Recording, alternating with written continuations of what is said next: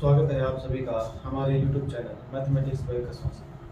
आज हम चर्चा करेंगे आपका जो चैप्टर है वो 4/14 था द्विघात समीकरण। ठीक, उसी में आगे बढ़ते हुए आज हम चर्चा करेंगे कि जैसे आपको कुछ दिया हुआ आ जाए, मान लो आपको एक समीकरण दी हुई आ जाए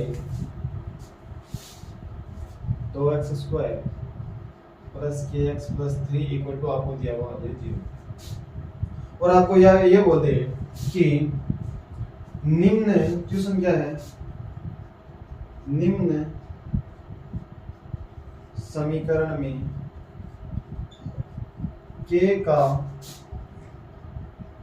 मान ज्ञात कीजिए यदि समीकरण के दो समान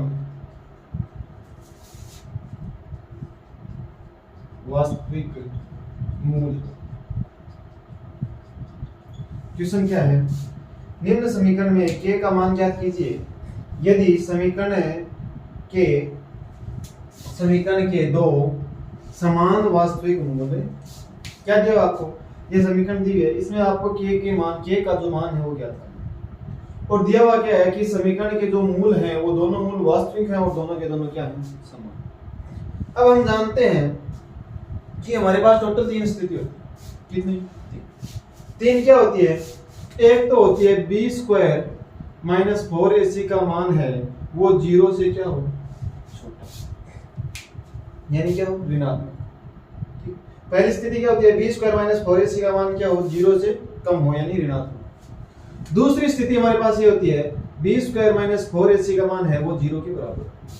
किसके बराबर हो, 0 के बराबर। और तीसरी स्थिति ये है कि b² - 4ac का जो मान है वो 0 से बड़ा हो यानी क्या हो, इन तीनों स्थितियों को हम देखते हैं। इन तीनों स्थितियों में होता क्या है, तो पहली जो स्थिति है इसमें जो है हमारे पास मूल जो प्राप्त होते हैं वो काल्पनिक क्या होते हैं, मूल क्या होते हैं हमारे पास, काल्पनिक। किस स्थिति में, जब b² - 4ac का मान हमें ऋणात्मक प्राप्त होता है तो मूल है वो क्या होते हैं, काल्पनिक होते हैं, कोई वास्तविक मूल नहीं होता। ठीक, फिर बात आती है b² - 4ac का जो मान है वो 0 के बराबर। यदि b² - 4ac का मान 0 के बराबर होगा तो हमें दो समान वास्तविक मूल प्राप्त होंगे, समान वास्तविक मूल।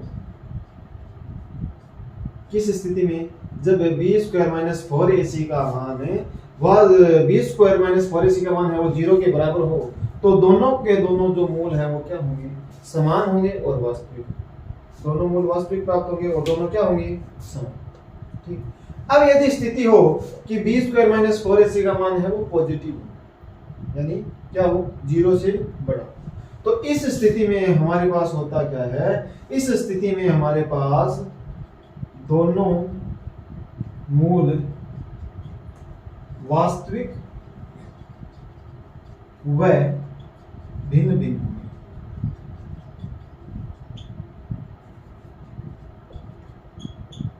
क्या दिया हमें कि दोनों मूल वास्तविक होंगे वह क्या होंगे, भिन्न भिन्न। किस स्थिति में, जब b² - 4ac का मान है वो 0 से क्या हो, बड़ा। ठीक, तो ये तीन स्थिति है जो हमने देखी। आपके पास सवाल इन तीनों स्थितियों में कोई सी भी स्थिति का आ सकता है। ठीक, अब देखिए ये सवाल हमारा क्या है कि k का मान ज्ञात करना है और कंडीशन क्या दी है, समीकरण के दोनों मूल क्या हैं, वास्तविक व समान। ठीक, समान है तो हम क्या लिखेंगे, हम जानते हैं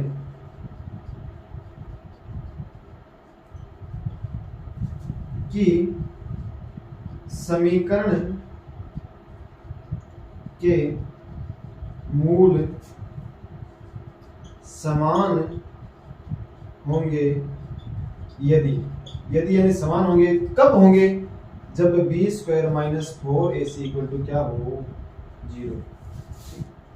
अब क्या करेंगे अपन, इस समीकरण का मानक समीकरण से तुलना करने पर हम पाते हैं कि a का मान 2 आता है, b का मान k आता है और c का मान 3 आता है। a b व c का मान है इस समीकरण में यहाँ रखेंगे अपन, तो b² यानी क्या आ गया हमारे पास, k² माइनस 4 ए 2 गुणा सी 3 बराबर क्या होगा, तो के स्क्वायर माइनस कितना हो गया 4 दूनी 8 और 8 ये 24 बराबर 0।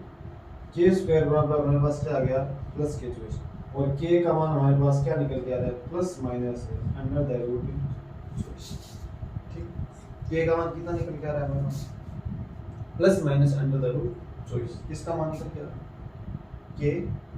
ठीक, तो ये हमारा क्या हो गया के का मान, के का मान क्या होगा या तो प्लस अंडर द रूट 24 होगा या माइनस अंडर द रूट क्या होगा 24। अब देखो, अब बात ये आती है कि क्या अंडर रूट 24 को हम आगे सरल कर सकते हैं।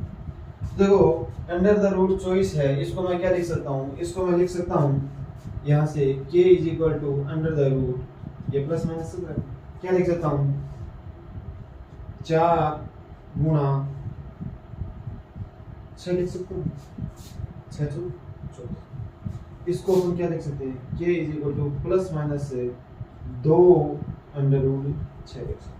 क्या लिख सकते हैं 2 अंडर रूट 6, 4 है वो बाहर आएगा तो कितना होगा 2, तो क्या लिख सकते हैं 2 अंडर रूट 6। ये हमारा क्वेश्चन हो गया।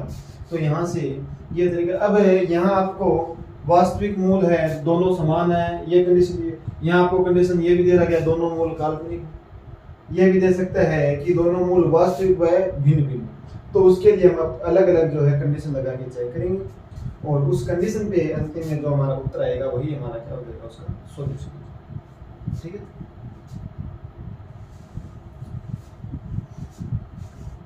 वीडियो देखने के लिए बहुत बहुत धन्यवाद। आज की क्लास यहीं समाप्त करते हैं, बाकी चर्चा करते हैं हम अपनी क्लास में।